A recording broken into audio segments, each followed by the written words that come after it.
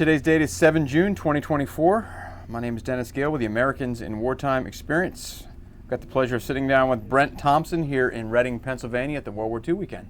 Thank you, Brent. Appreciate you sitting down and talking to us. Well, thank you. If you could just give us a little bit of background on who you are. Where were you born? Okay. Where'd you grow up, go to school, that kind of thing? Grew up in the Philadelphia area. Okay.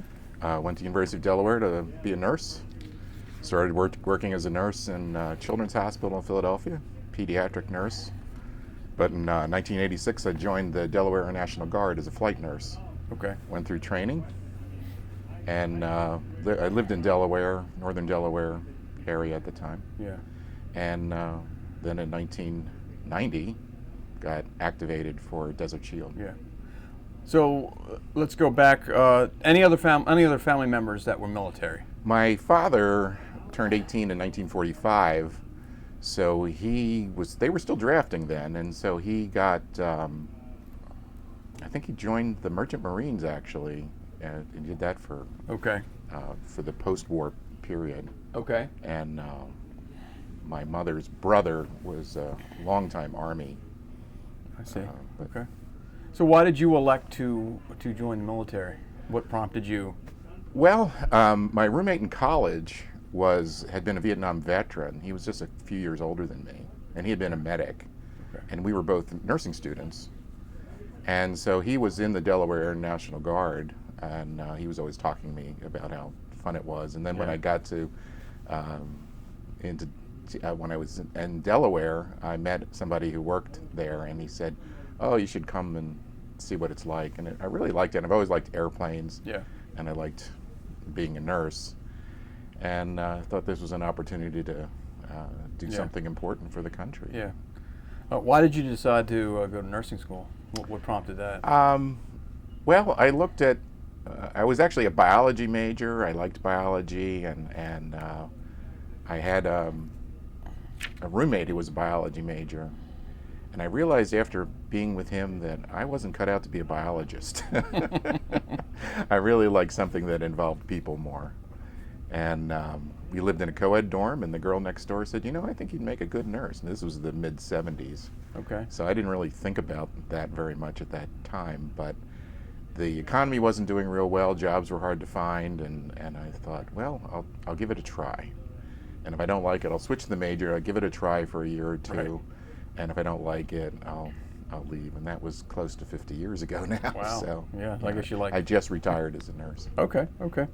So when you joined the Guard, you got your commission. Yes. Where do you go to school to receive the commission? Different than the enlisted guys.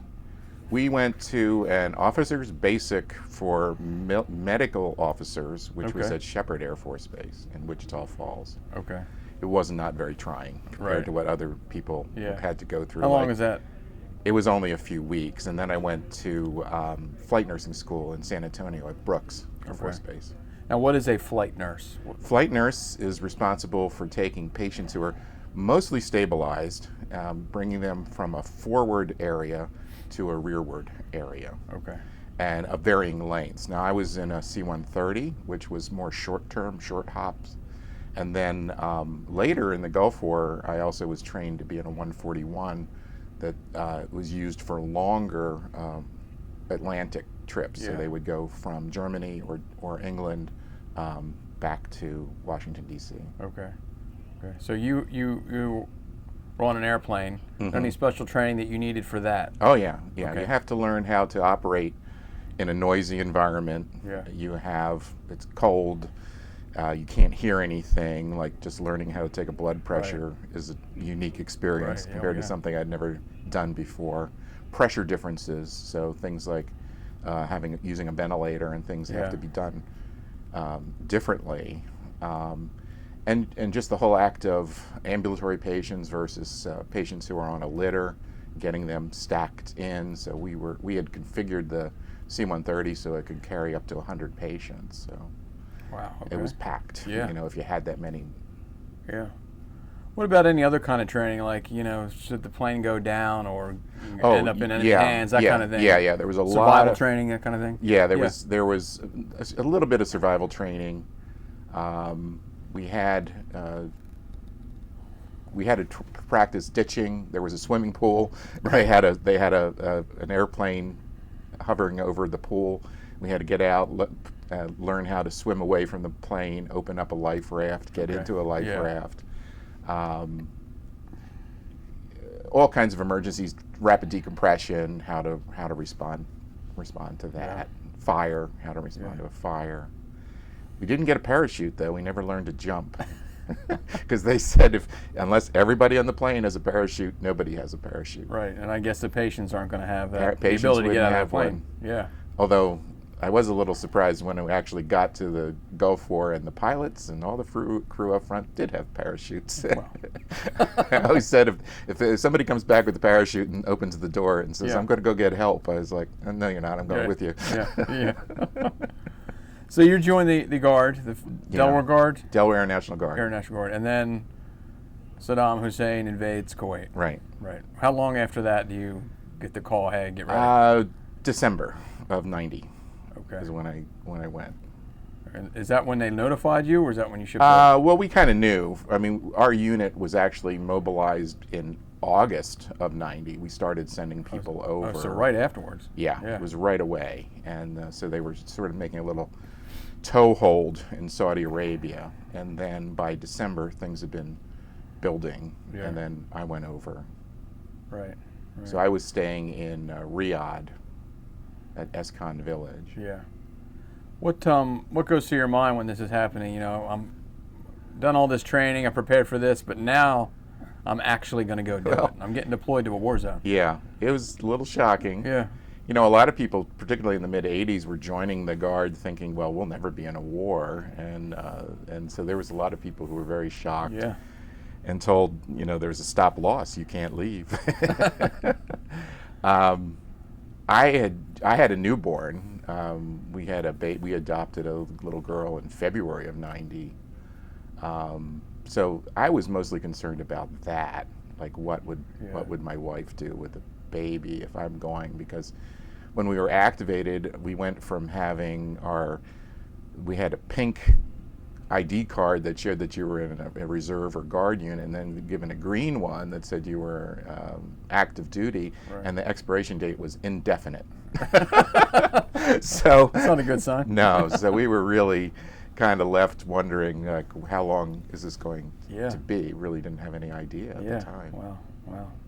That's one of the things that nobody really, they don't think about, right? When you get deployed, it doesn't just affect the service member. They got a family they're leaving behind. Yeah. So you're worrying about them, and they're worrying about you, and you know. Yeah, and you couldn't. And communication too back then. I try to tell the younger people, it wasn't easy. I used a fax machine to send messages back home.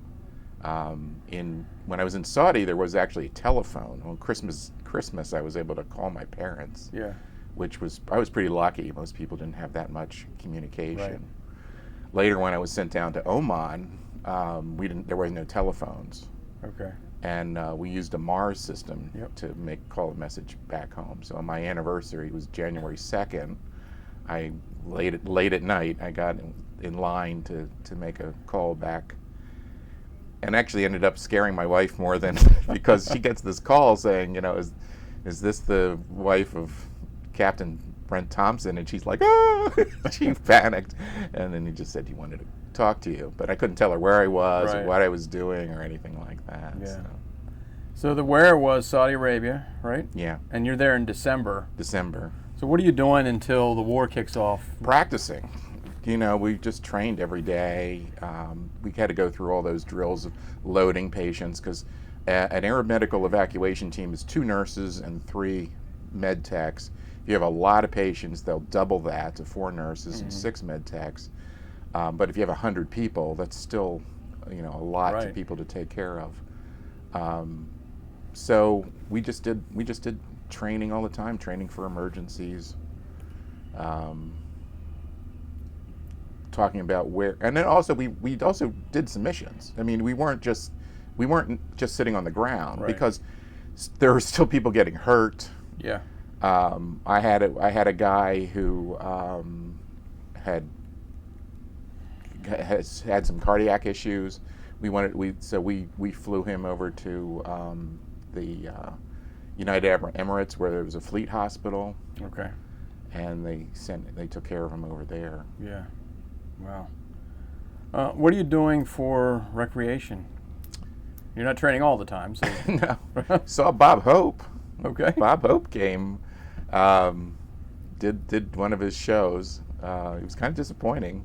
Really? I realized that what they did was they gave him a stack of cue cards this high, and he would just read them one after another. And most of the jokes were very lame, and everybody just sat there. And every once in a while, one would hit, and everybody would laugh. And I realized later, I saw some video of the shows that he did, and everybody's laughing all the time. There's a little bit of editing. It's all edited. It's all edited. And because it was Saudi Arabia, they couldn't have any of the dancing girls or any of the stuff that that I thought you would see at a Bob Hope show. And it was his wife who was, he was pushing 90, I think, at the time, and his wife was in her 90s, and there was no other women were permitted in the show. Wow. But That's it was wild. interesting, and it was the last time Bob Hope appeared, I think, for the troops, and I appreciated the effort. So. Yeah. What other kind of things do you do to keep busy? I read a lot. And as a flight nurse, there's a lot of downtime when you're just sitting for hours in the airplane if there's not much going on. Yeah. So in your flight suit, you have pockets, and I had pockets down by my ankle. I always kept paperback books. I had a series of paperback books that I would read. So. Yeah. I had to do that a lot, and just to pass the walking time. around the base. And Yeah. one of my friends from the Delaware Guard, he was in administration, and he was working in town. We were outside. We were sort of in a little bit of a suburb. Okay. And he was working in town, and I would go to visit him, and he told, but I could only go in uniform. So I put on civilian clothes and put my flight suit on over it, get on the bus, go down, and then go say hi to him, and then take off my flight suit, and then go shopping in the mall, and then he and I got a car, and we drove around Riyadh. There were some ruins on the outside, on the outskirts of Riyadh that were pretty interesting to see, and we were like the only people there. It was one guy was kind of surprised to see us. Wow. Show up. So I got to see a little bit of Riyadh that way. Yeah. So how much notice do you get before the air war kicks off? Well, we knew it. I wasn't there on the time when the air war happened. So I actually would come back home? I came back home for like a week. Okay. And then I got redeployed to England. Okay. To the C-140s, the 141s. Yeah. So then I was in I was in England for the balance. When did you come back home? It was mid-March of '91. Okay. Maybe closer to April. I can't remember. Okay. So for a week, and then. Yeah. So we were. So I got to England. Like it was probably like a week after Desert Shield switched to Desert Storm, and there was a group of us from the Delaware National Guard, and we were put with a group of reserve group from California, and we were stationed in England at RAF Croughton. Okay. Which doesn't have an airstrip. We were bused to Upper Hayford, RAF Upper Hayford, and then that's where I got trained on a 141. Okay. But as it turns out, we never had a single mission. They never had the casualties that we expected. On Christmas Day, I was in Riyadh, and the mood was very, very down that day, because instead of doing all the training and keeping us busy, they decided everybody gets to have off, and we didn't do anything. And actually the mood got worse, because here you are in Saudi Arabia. nothing going on, nothing to do. And I remember waiting for like the Christmas dinner tent to open, which was like 2 or something. So I went over there, and as I walked in, General Schwarzkopf was walking out. And he had 2 giant Saudi military guards with him, bigger than him, and he was a pretty big guy as it was. And they were bigger than him. And he stops, and says, what are you doing here? And I said, I'm a flight nurse. And he says, good, I'm glad you're here. We're going to need you real soon.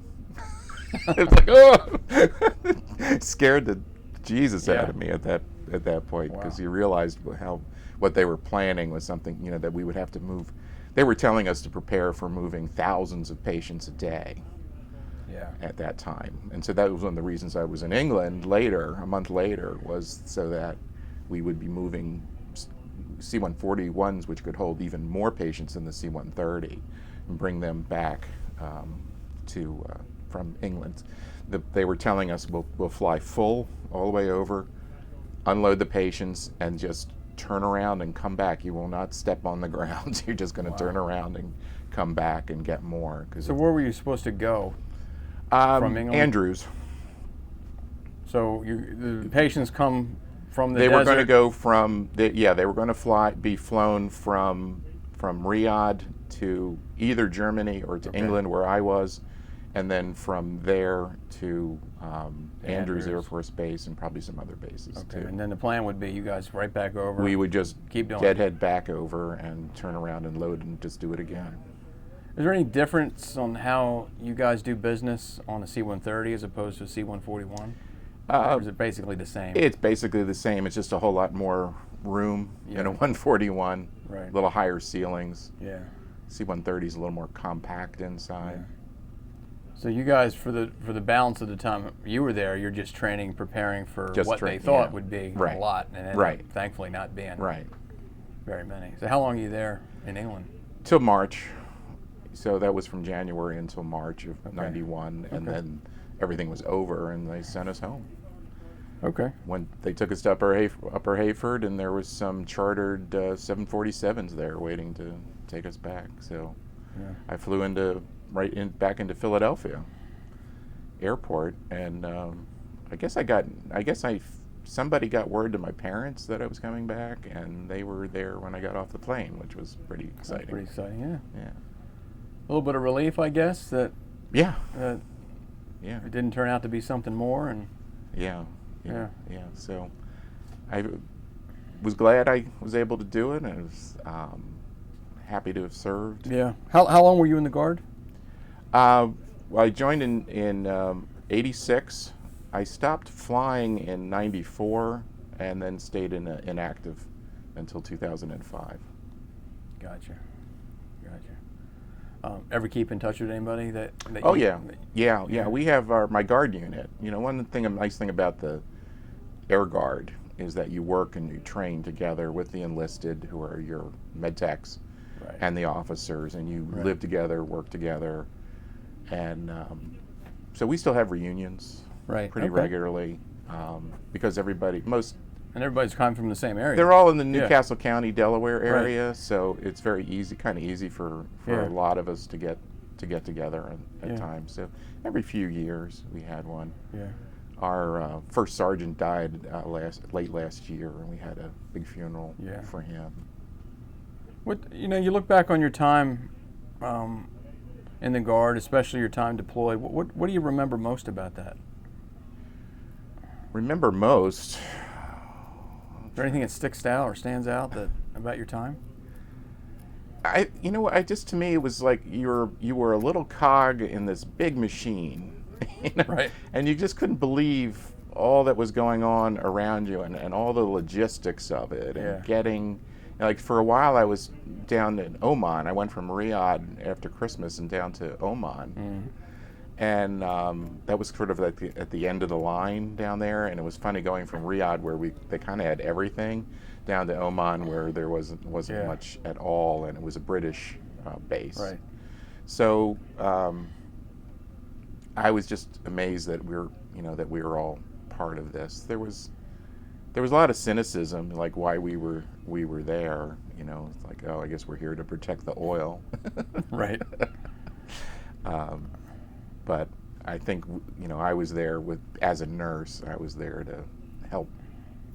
Help where needed. Wherever it was needed. And, for my friends that stayed in Saudi Arabia for Desert Storm, they transported way more Iraqi. I'm sure. patients than Allied. Way more. Right. And when they said, we treated everybody the same. Yeah. I mean, I guess as a nurse or doctor. Geneva Convention. Yeah. So. Yeah. What advice would you give somebody who's thinking about a career in the military? If you are willing to be a little selfless, right, and be willing to learn a lot of new things, and kind of feel good about what you're doing, right, then I recommend it. It's something that you have to have the physical capability of doing it. I worked as a nursing professor for many years, and I encouraged a lot of students to join. Yeah. Yes. Is there anything else that you want to document that we haven't talked about? Not that I can think of. It was, it's I always feel for my fellow veterans, what we all had that as an experience that no one else experienced, and it's become a smaller and smaller part of the American experience. Yeah. When I grew up in the 60s, almost all the fathers had been either in World War II or the Korean War or had served in some way. So it was pretty normal to have a father who was in the service or an uncle or somebody. And that's not the case anymore. Yeah. So I think it's harder for the average person who doesn't interact with people in the military to even know that it's there and what it is and what it can be. Yeah. You're right. I live in the Northern Virginia area, and there's so many military bases there between the Air Force and the Marine Corps and the Army and the Navy. I mean, everybody knows somebody or is a veteran, and you think that that's the way it is everywhere. Then you come to a place that's not. Right. It doesn't have so many bases. Right.